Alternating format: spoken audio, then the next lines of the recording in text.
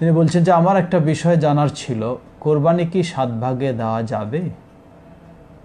আমার গ্রাম এর বাড়ির লোক জানতে চেয়েছে যে শায়েখের কাছ থেকে জানো, কারণ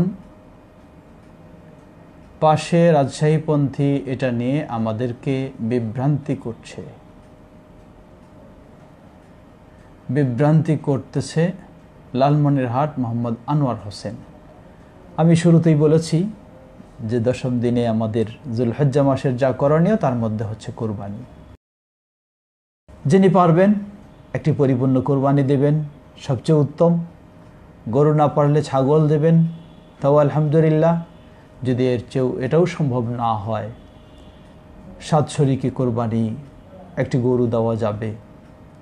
সেই সাধ্য অনুযায়ী শরীকি কোরবানি বা 2, 3, 4 এই ধরনের পরিবার মিলেও মনে করি উত্তম হলো 7টি যদি মেলানো যায় ভালো, আলহামদুলিল্লাহ। না হলেও সেটি জায়েজ রয়েছে। অতএব অবশ্যই শরীকি কুরবানি শরীয়ত সম্মত। যারা বলে এটি সফরের জন্য সীমাবদ্ধ, এটি তাদের ব্যক্তিগত বুঝ, এটি কোরআন সুন্নাহর বুঝ নয়।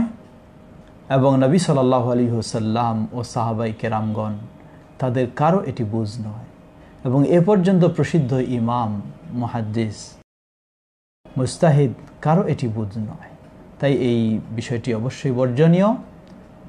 সামর্থ্য যাদের কম রয়েছে তারা শরীকি হিসাবে একটি গরুতে অংশগ্রহণ করে সর্বোচ্চ 7 পর্যন্ত কোরবানি দেবেন, এটি অবশ্যই